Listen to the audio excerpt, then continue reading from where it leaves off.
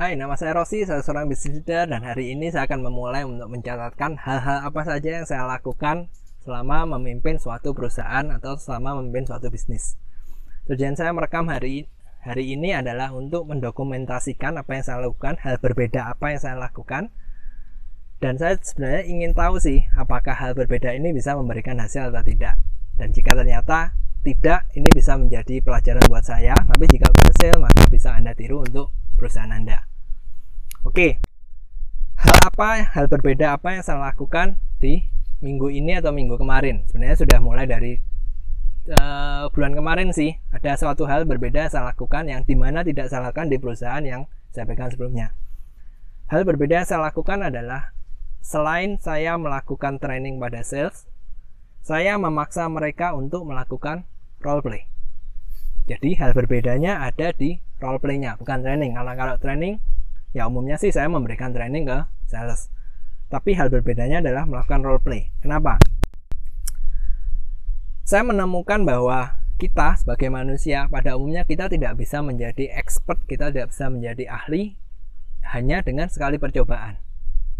Kita mungkin tahu berbagai macam hal, kita mungkin tahu berbagai macam teori, tapi semua teori ini tidak akan berguna jika kita tidak bisa mengeluarkannya. Dan pendekatan seperti ini yang saya terapkan ke sales. Oke, saya melakukan training pada Anda, saya memberitahu Anda caranya seperti ini, product knowledge-nya seperti itu, triknya seperti ini. Tapi ketika Anda tidak bisa mengeluarkannya, tentu trainingnya tidak akan ada hasilnya. Jadi, tujuan role play yang saya lakukan ada dua. Yang pertama, untuk membiasakan si sales supaya dia ingat hal apa yang sudah diberikan. Dan yang kedua adalah membiasakan dia supaya dia bisa mengeluarkan hal tersebut. Nah, saya menemukan sedikit sekali perusahaan yang memberikan training secara rutin pada tim salesnya. Jadi ketika saya memberikan training secara rutin, oke, saya sudah cukup berbeda. Tapi apakah hal itu cukup? Ternyata tidak. Karena seperti yang sudah saya sampaikan tadi, memberikan training saja, oke, dia masuk, dia mendengarkan, tapi bukan berarti dia bisa mengeluarkannya. Dan untuk dia bisa mengeluarkannya, dia perlu role play. Jika tadi saya sudah sebutkan kenapa role play, sebenarnya masih ada satu alasan lagi. Kesalahan paling umum yang dilakukan perusahaan yang hanya men-training salesnya tidak melakukan role play adalah si sales akan berlatih untuk mengeluarkan hal yang ia tahu saat ketemu customer. Dan seperti yang sudah saya sampaikan, tidak ada orang yang sekali tahu teori, praktek langsung ahli. No, butuh waktu semuanya. Dan ketika dia mempraktekkan ini, berlatih ini di customer, berarti dia membuang berbagai macam kesempatan, begitu banyak peluang untuk menjadikan dia lebih bagus. Jadi buang-buang kesempatan. Nah, hal berbeda yang dilakukan, yang saya lakukan adalah melakukan role play dengan tujuannya. Jadi ada tiga. Satu, membiasakan si customer supaya dia ingat. Kedua, membiasakan customer supaya dia bisa mengeluarkannya. Dan yang ketiga, dia tidak berlatih di customer. Jadi tujuannya adalah si sales ketemu customer, dia sudah tahu hal apa yang harus disampaikan, triknya bagaimana, dia bisa mengeluarkannya. Dan yang ketiga, dia sudah biasa berlatih. Hasilnya bagaimana?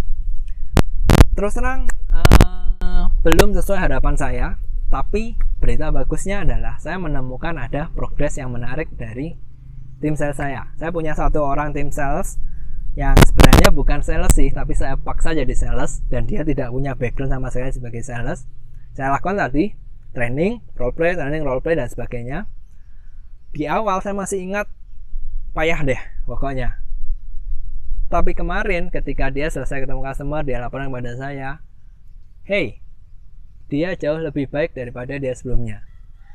Dia memang belum ahli untuk mengeluarkan hal yang sudah saya training, tapi setidaknya dia mampu mengeluarkan itu walaupun hasilnya belum optimal. Nah, ini berita bagusnya karena saya percaya ketika dia sudah bisa melakukan hal yang berbeda, berarti jalan ke depannya akan lebih bagus. Berarti saya sudah memilih jalan yang tepat. Jadi tugas saya selanjutnya adalah memperbanyak role play-nya sehingga dia lebih terbiasa, dan harapannya ketika dia lebih terbiasa, dia bisa menjadi lebih expert, dan ketika ketemu customer dia bisa mendapatkan hasil yang lebih bagus. Oke, sampai di sini dulu. Jadi hal yang saya lakukan yang berbeda adalah saya melakukan training secara rutin dan saya melakukan role play, lebih tepatnya saya memaksa sales saya melakukan role play dengan tujuannya tadi. Dia terbiasa, dia ingat apa yang diajarkan, dia mampu mengeluarkannya, dan dia tidak berlatih ketika ketemu customer sehingga dia tidak buang-buang kesempatan. Oke, sampai di sini dulu. Saya akan coba record hal apa yang saya lakukan minggu ini dan saya akan sampaikan pada Anda minggu depan. Bye.